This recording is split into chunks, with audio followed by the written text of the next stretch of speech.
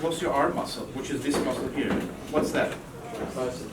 Triceps brachii muscle, right? And the triceps brachii muscle, triceps has three caputs or three heads, what's the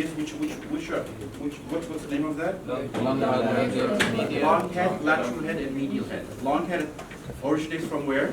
Infraglenoid tubercle, which is over here. Tubercle, infraglenoid tubercle, the long head. The long head is like this, goes like this. And then we have the medial lateral head. Medial lateral head again originates from the below the radial. Right, posterior lateral aspect of the humerus. So lateral is basically above the. So you see, this is the radial groove here.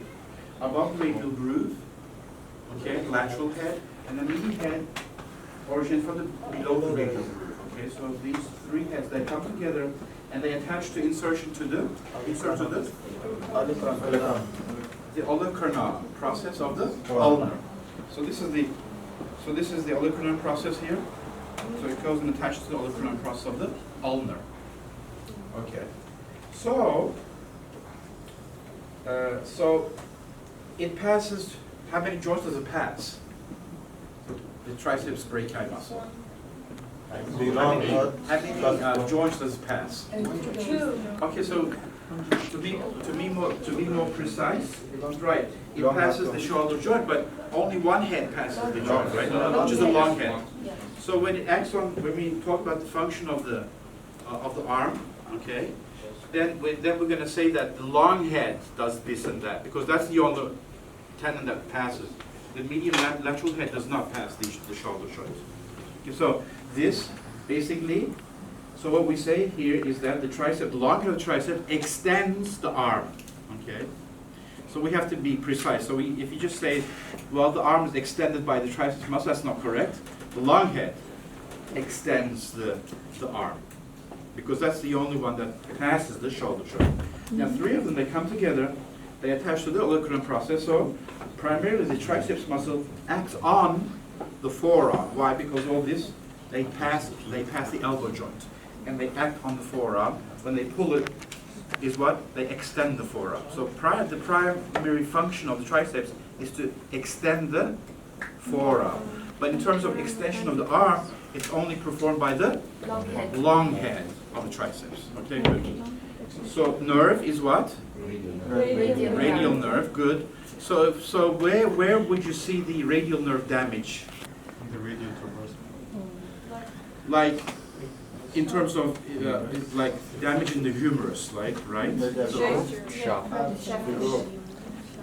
What? Spiral groove. Okay, so radial shaft, the shaft of the humerus, So this is the radial groove here. So that's where the radial nerve passes through. And if you have a fracture of the shaft of the humerus, you would damage the radial nerve, along with an artery, deep brachii. So deep brachii or profunda brachii would be also damaged in the spiral groove fracture of the humerus. Okay, and so that is that.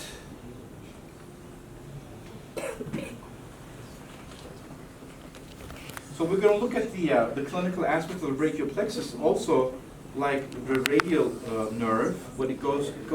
So after it comes out from the brachial plexus terminal branch, the posterior cord, it goes backwards. Okay, backwards, and so it comes out from as a terminal branch, and it becomes superficial.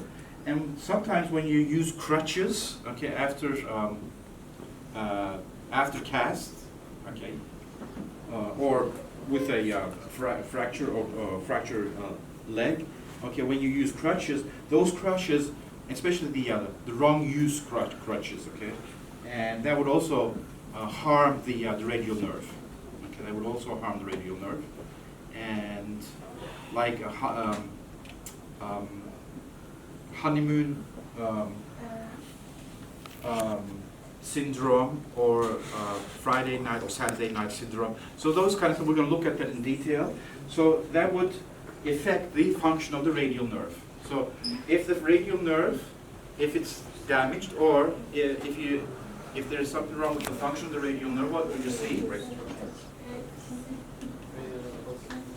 Wrist drop, right.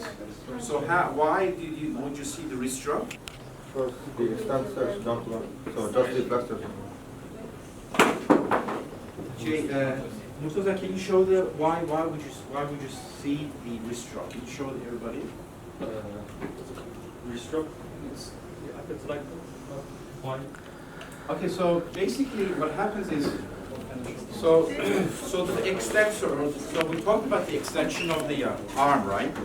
The extension of the forearm too is innervated by the radial nerve. So all the extensor muscles is not going to work. So what happens, flexor muscles would be predominant, okay? And they would activate more because the extensor muscle is not working, so flexor muscles would oppose, the opposing muscle would come into action. So you would have, so extension is not going to work, so you would have flexion of the arm. Extension of the forearm is not going to work, you would, so if the flexors would be activated, you would have a flexion of the forearm, okay? And the extension of the hand would not going to work, so the flexion of the flexor muscles would be activated. So you end up having this appearance, and this is referred to as wrist drop.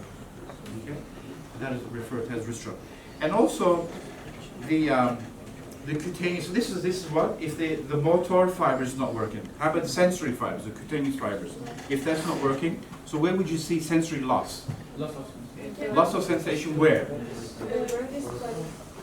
Okay, so loss of sensation of the inferior lateral part of the arm, okay, or inferior lateral cutaneous nerve, and then we have the posterior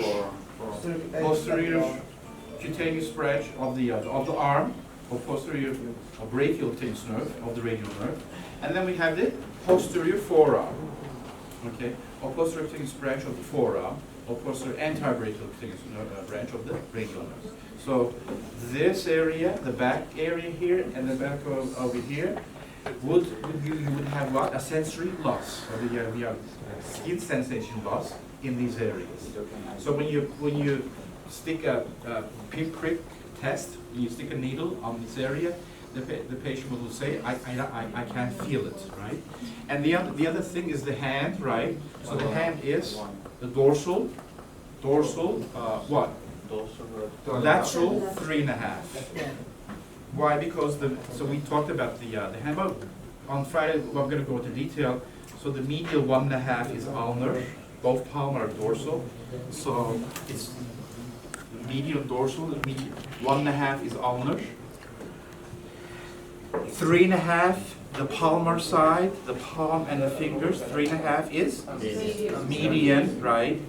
And the posterior lateral 3.5 is radial, right? And also the posterior tip of the fingers, 3.5 is also median. So median is lateral 3.5, palm and the fingers, plus dorsal tip of the fingers, 3.5.